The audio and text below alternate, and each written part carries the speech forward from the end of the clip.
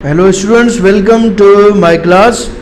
मैं आपका teacher sir Afzal अपनी क्लास के अंदर आपको वेलकम कहता हूं। और आज के क्लास के अंदर हम डिस्कस करेंगे स्टूडेंट्स के क्वेश्चंस एंड आंसर्स को। ठीक है, तो मेरे पास जो है वो क्वेश्चंस हैं, मैं उनको जो है वो यहाँ पे डिस्कस करूँगा। तो आइए स्टार्ट करते हैं। तो पहला क्वेश्चन है मेरे पास, what is proportional between magnitude and unit in measurement. ठीक है, यहाँ पे मैं लिखता हूँ क्वेश्चन नंबर 1। ठीक है, what is proportional between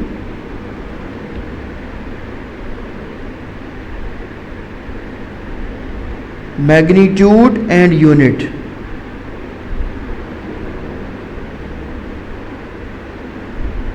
magnitude and unit.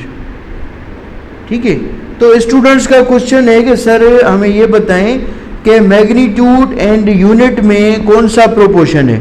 ठीक है, आप पढ़ चुके हैं कि आपके जो जनरल आप प्रोपोर्शंस पढ़ते हैं वो आपके होते हैं दो, जो मेजर आप डिस्कस करते हैं जो आपके सिलेबस से रिलेटेड हैं। उसमें एक होता है आपका डायरेक्ट प्रोपोर्शन। ठीक है, डायरेक्ट प्रोपोर्शन। और दूसरा आप पढ़ते हैं इनवर्स प्रोपोर्शन। ठीक है, इनवर्स प्रोपोर्शन। तो डायरेक्ट प्रोपोर्शन क्या होता है? डायरेक्ट प्रोपोर्शन में आपकी दो क्वांटिटीज होती हैं, टू क्वांटिटीज। ठीक है, और इनवर्स में भी आपकी टू क्वांटिटीज होती हैं। लेकिन डायरेक्ट प्रोपोर्शन में क्या होता है कि एक क्वांटिटी जब आपकी इंक्रीज होती है तो उसी के साथ आपकी दूसरी क्वांटिटी भी क्या होती है? इंक्रीज। मैं यहां पे लिखता हूं इंक्रीज अदर आल्सो इंक्रीज। ठीक है, अगर दूसरी आपकी जो है वो डिक्रीज होगी तो अदर भी क्या होगी? आपकी डिक्रीज होगी। ये आपका होता है डायरेक्ट प्रोपोर्शन। लेकिन इनवर्स रिलेशन में जो है उसके बिल्कुल उलट होता है। आपकी एक क्वांटिटी इंक्रीज होगी तो दूसरी क्वांटिटी क्या होगी? डिक्रीज। एक क्या होगी? इंक्रीज, तो दूसरी क्या होगी? डिक्रीज। इसको हम कहते हैं जो है वो इनवर्स रिलेशन।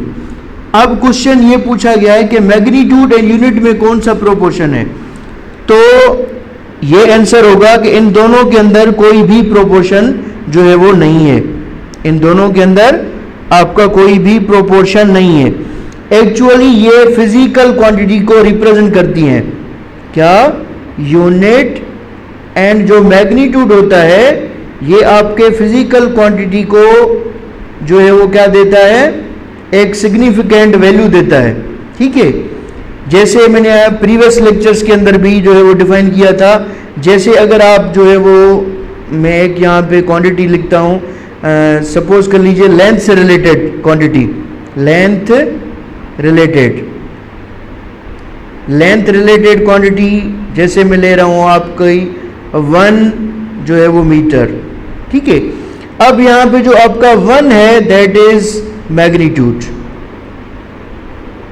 ठीक है, और यहाँ पे जो ये m है ये रिप्रेजेंट कर रहा है मीटर को, और ये आपका है यूनिट। ठीक है, तो ये डिफाइन कर रहा है यूनिट को और ये मैग्नीट्यूड को। तो मैग्नीट्यूड जो है वो आपका कांस्टेंट नहीं रहता, इसकी वैल्यू इंक्रीज हो सकती है, डिक्रीज। 2, 3, 4 जिस तरीके से आपके नेचुरल नंबर्स होते हैं ये आपके नंबर्स इंक्रीज होते रहते हैं। 6, 7, 8, 9, 10 ये इस तरीके से क्या होते रहते हैं? इंक्रीज होते रहते हैं। लेकिन जो आपका यूनिट होता है, यूनिट क्वांटिटी को डिफाइन करता है कि आप किस चीज़ को मेजर कर रहे हैं। अगर मीटर की बात होगी तो आप कंसीडर करेंगे कि ये लेंथ की बात हो रही है।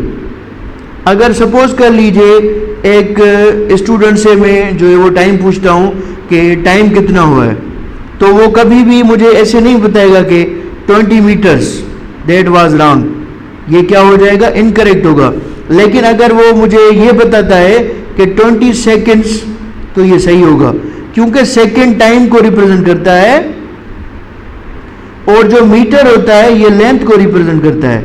ठीक है, तो ये दोनों क्वांटिटीज यूनिट एंड मैग्नीट्यूड में कोई प्रोपोर्शन नहीं है, लेकिन यूनिट और एंड मैग्नीट्यूड जो होता है आपका, ये किसी भी क्वांटिटीज को क्या करते हैं, शो करते हैं।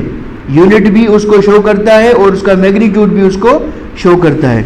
आइए उसके बाद चलते हैं हम नेक्स्ट क्वेश्चन पे। तो सेकंड नंबर क्वेश्चन जो पूछा है मुझसे, वो पूछा है इनायत अली एंड इकरा उरूज चन्ना ने। और ये सवाल है कि सर ये डिफरेंस बताएं कि टेम्परेचर एंड मैग्नीट्यूड में क्या डिफरेंस है। ठीक है, तो एक्चुअली ये दो जो है वो डिफरेंट क्वांटिटीज़ हैं। ठीक है ना, टेम्परेचर जो होता है वो आपकी, मैं यहाँ पे लिखता हूँ टेम्परेचर, ठीक है, इस साइड पे लिखता हूँ टेम्परेचर और इस साइड पे लिखता हूँ मैग्नीट्यूड। तो मैग्नीट्यूड को तो मैं अब फर्स्ट क्वेश्चन में भी जो है वो डिफाइन कर चुका हूँ, लेकिन मैं आपको यहाँ पे एक और एग्जांपल दे देता हूँ ताकि आप मैग्नीट्यूड को भी समझ आए। ठीक है, टेम्परेचर एक्चुअली क्या होता है, इसकी अगर मैं आपको शॉर्टली डेफिनेशन बताऊं तो ये होती है मेजरमेंट ऑफ हीट। क्या होती है, मेजरमेंट ऑफ हीट। तो जो मेजरमेंट ऑफ हीट होती है इसको हम कहते हैं टेम्परेचर। और अगर हम मैग्नीट्यूड की बात करें तो मैग्नीट्यूड होता है number, any number, any number without zero. ठीक है, ये आपका नंबर होगा बगैर जीरो के, जिसको हम ये भी कह सकते हैं कि नॉन जीरो नंबर होना चाहिए, नॉन जीरो नंबर। जितने भी आपके नॉन जीरो नंबर होते हैं ये एक्चुअली मैग्नीट्यूड को शो करते हैं। जैसे मैंने आपको प्रीवियस एग्जांपल दिया, अगर मैं यहाँ पे लिखता हूँ 6 kg, ठीक है, तो यहाँ पे जो आपका ये 6 है ये एक नंबर है और इस नंबर को हम क्या कहते हैं, मैग्नीट्यूड। मैग्नीट्यूड क्या होता है, मिकदार, किसी भी क्वांटिटी की मिकदार कितनी है। अगर आप शॉप पे जाएंगे और शॉप वाले को बोलेंगे कि सपोज कर लीजिए आपको आटा चाहिए, ठीक है, आप उसको बोलेंगे कि मुझे आटा चाहिए, तो वो आपसे रिप्लाई में क्वेश्चन पूछेगा, how much quantity you need, आपको कितनी क्वांटिटी चाहिए। फिर आप उसको बताएंगे 1 2 3 4 5। जब आप उसको नंबर बताएंगे फिर वो आपको मेजर करके जो है वो उतनी अमाउंट देगा।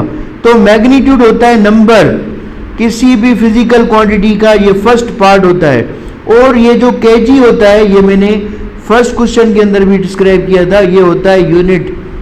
ठीक है, यूनिट किसी भी फिजिकल क्वांटिटी को एक आइडेंटिफिकेशन देता है,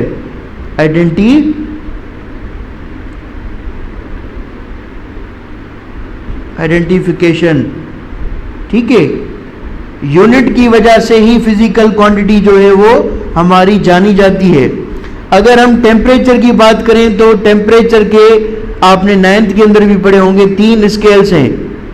एक आपका होता है सेल्सियस, ठीक है, और आप जो है वो फ़ारेनहाइट भी पढ़ते हैं, ठीक है, उसके अलावा आप केल्विन भी पढ़ते हैं। ये तीनों स्केल्स हैं टेम्परेचर के, ठीक है। फिर सेल्सियस जो है वो इसका मैं थोड़ा बहुत डिफाइन कर देता हूँ, ये आपकी टॉपिक से जो है वो फिर ज़्यादा एक्स्ट्रा हो जाएगा, लेकिन मैं थोड़ा बहुत जो है वो आपको डिफाइन कर रहा हूँ क्योंकि आपका जो यहाँ पे क्लास है वो फंडामेंटल फिजिक्स से रिलेटेड है। तो ये 0 से स्टार्ट होता है और 100 पे क्या होता है, फिनिश।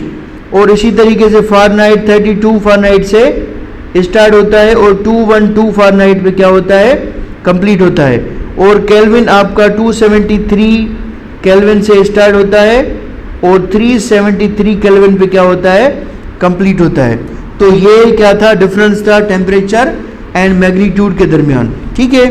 उसके बाद जो थर्ड क्वेश्चन है वो पूछा है अवैस ने, क्वेश्चन 3, ठीक है।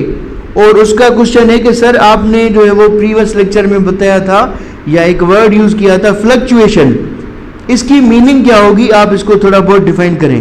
क्या? फ्लक्चुएशन। एक्चुअली फ्लक्चुएशन जो होती है हम उसको इस तरीके से डिफाइन करते हैं कि जो आपकी क्वांटिटीज वेरी होती हैं, फ्लक्चुएशन वर्ड जो मैं यूज करता हूं मींस वेरिएबल क्वांटिटीज, जो आपकी क्वांटिटीज चेंज होती हैं। वेरिएबल आपने मैथ में पढ़ा होगा, वेरिएबल जो क्या हो, चेंज हो, उनका वैल्यू क्या नहीं होता, नॉट फिक्स्ड, फिक्स नहीं होता, उनको हम क्या कहते हैं, जो है वो फ्लक्चुएशन वैल्यूज कहते हैं। जैसे आपको पता है टाइम हमेशा फ्लक्चुएट करता रहता है, लेकिन ये कांस्टेंट रहता है। जैसे आपको पता है कि जब से दुनिया जो है वो क्रिएट की गई है, आपका टाइम इंक्रीज ही होता जा रहा है, ठीक है ना। एक दिन हो रहे हैं, फिर हफ्ते, वीक्स के बाद मंथ के बाद जो है वो आपका जो है वो कंप्लीट सीजन हो रही है, फिर आपका ईयर कंप्लीट हो रहा है, ईयर्स 100 ईयर्स कंप्लीट होते हैं, आपकी एक सेंचुरी कंप्लीट होती है। तो इसको हम क्या कहते हैं, फ्लक्चुएशन। और ऐसे वैल्यूज भी होते हैं हमारे यूनिवर्स के अंदर जो कांस्टेंट रहते हैं, जिनके अंदर कोई चेंज नहीं आती, उनको हम क्या कहते हैं, कांस्टेंट टर्म्स। और फ्लक्चुएशन वर्ड किसके लिए यूज करते हैं, हमारी ऐसी क्वांटिटीज जो क्या हो, चेंज हो, उनको हम कहते हैं फ्लक्चुएशन। ठीक है, तो आज हमारे पास जस्ट 3 क्वेश्चन ही थे, तो मेरा लेक्चर यहाँ पे जो है वो कंप्लीट हो रहा है। इंशाल्लाह नेक्स्ट लेक्चर के अंदर जो है वो आपसे मज़ीद डिस्कस होगी डिफरेंट टॉपिक्स के ऊपर। Thank you, have a nice day.